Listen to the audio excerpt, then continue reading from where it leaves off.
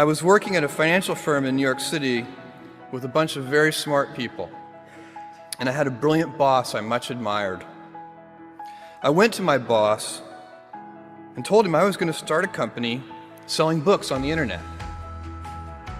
He took me on a long walk in Central Park, listened carefully to me, and finally said, "That sounds like a really good idea, but it would be an even better idea for someone who didn't already have a good job."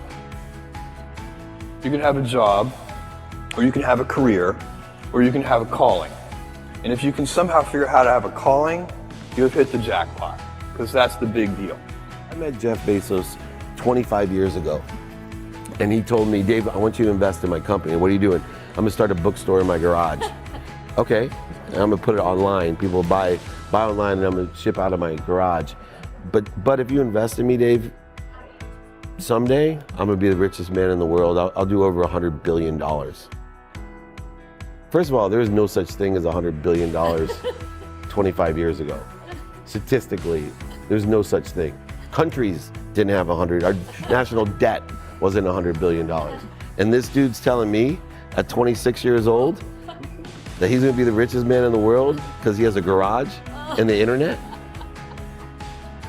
That was his truth, but he did not know it, and neither did I. But the difference between him and I is I was laughing, scoffing, and jesting at him, and he was already applauding himself, going, at the right way, at the perfect time, I'm gonna make as much as I can as quickly. And I'm sitting there going, there's no way this is gonna be a big business. Do something you're very passionate about, and don't try to chase what is kind of the hot passion of the day. Seen in that light, it really was a difficult choice, but ultimately, I decided I had to give it a shot. I didn't think I'd regret trying and failing, and I suspected I would always be haunted by a decision to not try at all. After much consideration, I took the less safe path to follow my passion, and I'm proud of that choice. As a young boy, I had been a garage inventor. I'd invented an automatic gate closer out of cement-filled tires.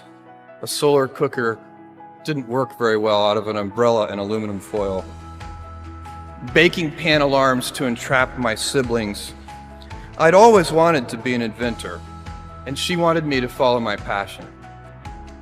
It's a military phrase that I especially love, and it says, "Slow is smooth and smooth is fast." And I have seen that in every endeavor I've ever been in.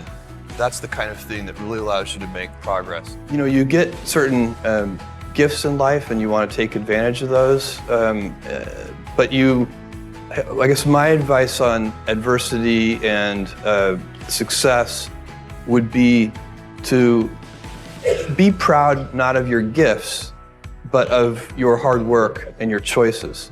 So, you may be, the kinds of gifts you get in life, you might be really good at math. It might be really easy for you. That's a kind of gift. But practicing that math and taking it to the next step, that could be very challenging and hard, and take a lot of sweat. That's a choice. You can't really be proud of your gifts because they were given to you.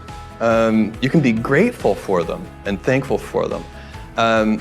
But your choices, you choose to work hard. You choose to do hard things. Those are choices that you can be proud of. You can choose. We all get to choose our life stories, and it's the choices that define us, not our gifts. Everybody in this room has many gifts. I have many gifts.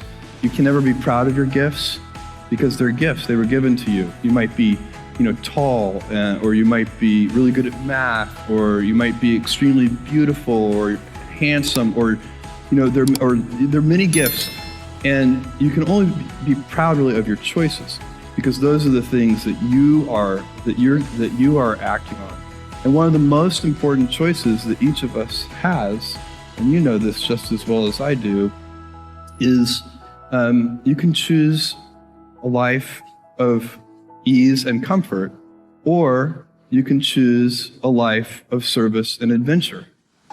And when you're 80, which one of those things do you think you're going to be more proud of? You're going to be more proud of having chosen a life of service and adventure. There's never been a better time to be alive. I mean, it's just incredible the amount of inspiration that the world generates for me, and I think for a lot of people. It's insane, the amount of change and invention and opportunity. Your life, the life you author from scratch on your own, begins. How will you use your gifts? What choices will you make? Will inertia be your guide, or will you follow your passions? Will you follow dogma, or will you be original? Will you choose a life of ease, or a life of service and adventure? Will you wilt under criticism, or will you follow your convictions? Will you bluff it out when you're wrong, or will you apologize? Will you guard your heart against rejection, or will you act when you fall in love? Will you play it safe, or will you be a little bit swashbuckling? When it's tough, will you give up, or will you be relentless? Will you be a cynic, or will you be a builder?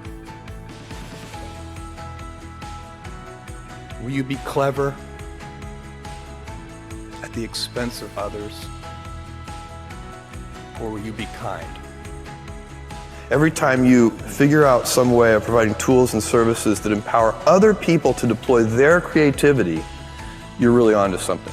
You know, you're very lucky if you have a career. A lot of people end up with a job. If you don't love your work, you're never going to be great at it. Jules Verne, Mark Twain, Galileo, Newton, all the curious from the ages would have wanted to be alive, most of all, right now. As a civilization, we will have so many gifts, just as you as individuals have so many individual gifts as you sit before me. How will you use these gifts? And will you take pride in your gifts or pride in your choices?